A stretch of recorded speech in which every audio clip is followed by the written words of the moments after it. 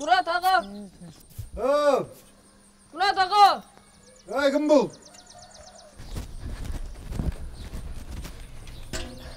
Assalamu Murat ağa. Алейкум ассалам. Алдында айтып едіңіз ғой. Темірдің келісін 3 тиыннан алам деп. Арғы ауылдан 15 келі темір әкелдім. Аласыз ба? Арғы ауылдан алып келе жатқаның өтірік шығар енді. Менде темір жеткілікті балам. Оның үстіне алатын ақшам да жоқ қазір. Бұл енді сен көңіліңе қарап берсең бір тиыннан алып қалайын келесің. Жарайды аға. Маған нанға десе болды. Өлшемей ала беріңіз, тура 10 келі. Қойым, мына жерде 10 келі шықпайды.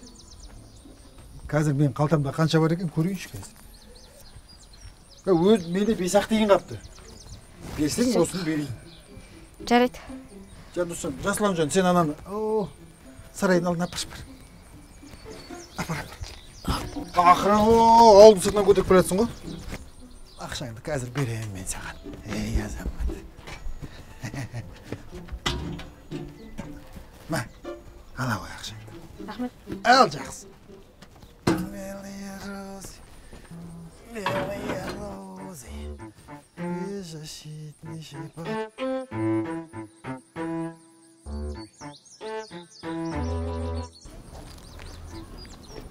Назарбек бе? Қойш. Сен тағы да келдің бе? Бар. Қарызға нан берілмейді. Бар аяқы бойына. Назарбек бе, мен негізі ақшам бар. Алғанша? 5 теңге жартынан бері аласыз ба? Сонда сен 5 теңге жартынан береді деп ойлайсың ба? Бар, миымды қатырмай бар. Кетші бар. Жасұлан. Ей, Жасұлан! Ей, тоқта деймін саған, сабаққа неге келмейсің? Жасұлан! Сен барғана шешеңе айтып мектептен шығарту керек. Көргенсіз оңбаған десе. Ақбота, шешең қайда? Жоқ. Немене бөлен дүкендерің жау. Бүкіл ауылды аштан қатырайын деп беріңдер? Жоқ әлде ауылдағы жалғыз дүкенбіз келмегенде қайда барады деп тұрсыңдар ма? Жоқ, әпше. Басқа. Сізге қалдырамыз ғой. Жүріңіз, кеттік, жүріңіз. Бәсе? Жүр алмаған. Наның бар ма?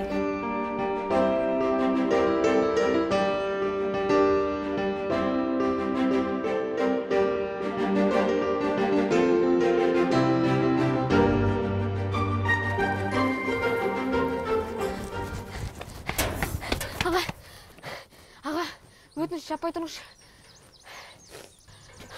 Жаппаған емес, мен ауылдың шетінде тұра мусор тастау керек, уақыт жоқ. Аға, мусорыңыз өзіме тастап аламын. Күтіп тұрыңызшы тек. Өтініш аға, күте тұрыңызшы, кетпеңізші. Айналайын. Ана қоқыс төгіп алмашы. Айыппұл төлеуге шама жоқ, ей! Қай ауылдың баласы? Біздің ауылдың баласына ұқсамайды ғой.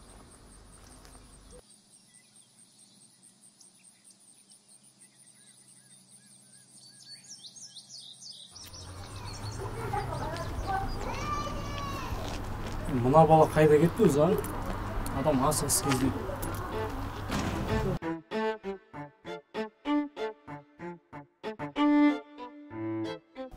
Інім, қаяқтасың? Қоқысты төккен сияқты ма? Балақай?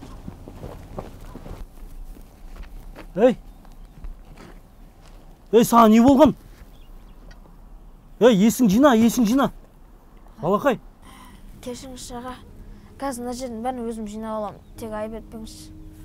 Жинаудың керегі де жоқ, айналайын. Есің дұрыс па сенің? Қалай құлап қалдың сен? Сен біздің ауылдың баласына ұқсамайсың ғой сен, что-то. Көрші ауылдамын аға. Екінші олай істеуші болма, мені қорқытып жібердің ғой сен.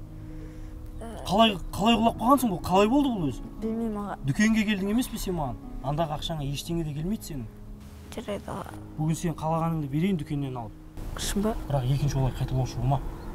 Жарай ма? Жарайды аға. Тұр, бәрі сенде жақсы ма? Иә. Тұр, кет. Қалай құлап қалдың өзі? Қарның ашып еді? Білмеймін аға.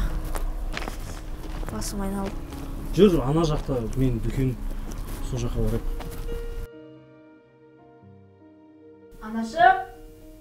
Анашым! Мен келдім. Қайсыздар? Қан ашып кетті ғой? Не болды? Балам-ау, мынаны барын қайдан алдың? Темір өткіздім. Басқа ештеңе істемедім. Мұнша зат алғаныңа қарағанда ауыр темір көтерген секілдісің.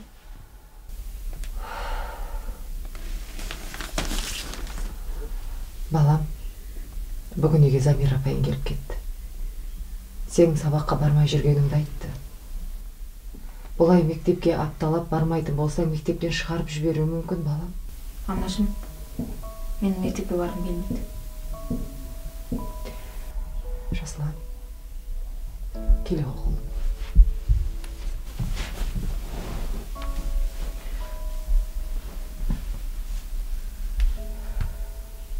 Ақылдым менің. Анашым болып Сенің ақылың көп қой. Сенің мектепке не үшін бармай жүргеніңді білем, бірақ олардың сөзіне мән берме, балам. Жарайды, анашым. Мектепке барам. Тек сіз жыламаңыз. Болды, анашым, жыламаңызшы.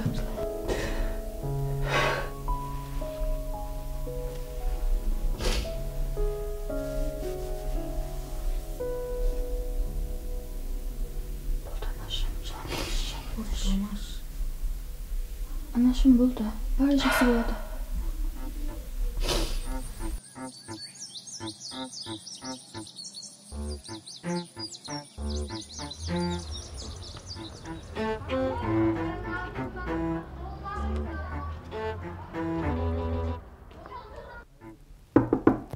Жансая, Аба, Семай? қалайсың Жансая? Жақсы, өзің қалайсың? Кеттік мектепке. Сен әлі киінбегенсің бе? Жоқ, мен дайымыққа шығам. Жансая, бүгін мен әкемнен ақша алдым. Бүгін мен саған түскі ас берем. Сен ақша құртпай ақ қой. Жоқ, рахмет. Маған кеше інім түнде ақша берген. Көңіліңе рахмет. Айтпақшы, мен кеше сені ініңді көрдім. Кеше кешке маған қолым бұлғады да кетіп қалды. Асығыс қой өзі. Иә, өзі таң атысымен шығады да, кеш батысымен үйге келеді. Ас алып келдім деп келеді. Ол сенің інің ағаңдай болып кеткен. Кеше ғана кішкентай бала еді, өсіп қалған өзі. Иә, ол біздің қамқоршымыз. Ал ендеше кеттік сабаққа. Анашы, мен сабаққа бара жатырмын. Сабақ біте салысымен үйге келемін. Інің мен сенің ұйықтап жатыр ма? Иә, оям кетпей тұрған, тез кетейік.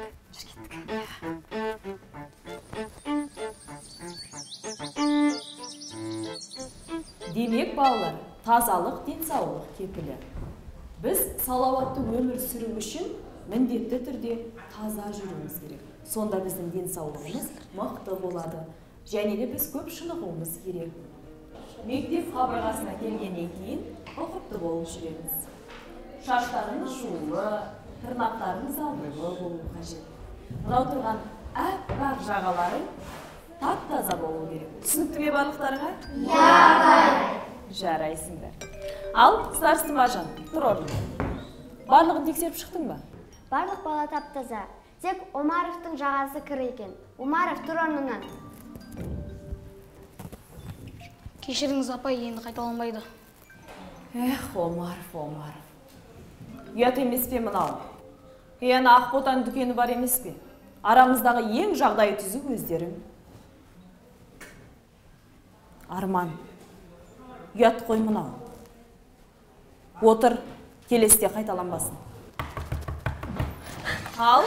Кешіріңіз, апай, кірсем бола ма? О, Жасұлан, қош келдің біздің мектепке. Иә, кел. Сенің анаңа хабарласу керек екен ғой, біздің мектепке арнайы келуіміз үшін.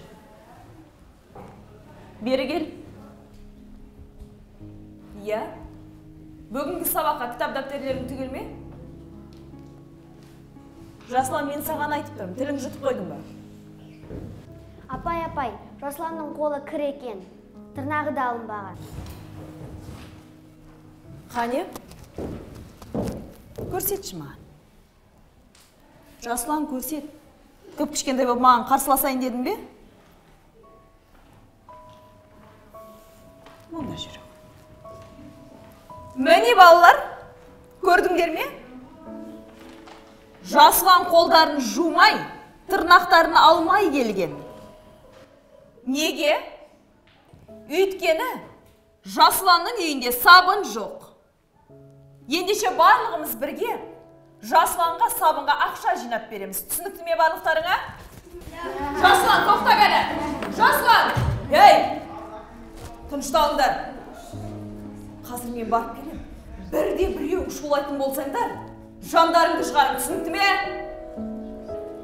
Қарашым. Жасұлан! Тоқта деймін саған. Дәурен, Замира апай Жасұланға қатты айқайлап қойған жоқ па? Енді ой келмесін, таза болып келсін, намысқа тырсын деген ғой. Замира апай негізі жақсы адам. Ой бір Мая, анамның ашпесі болғандықтан осылай мақтап отырсың ғой. Келе жатыр. Мынау Жасұлан емес пе жаңағы өртеніп жатқан? Дәл осы. Анашым!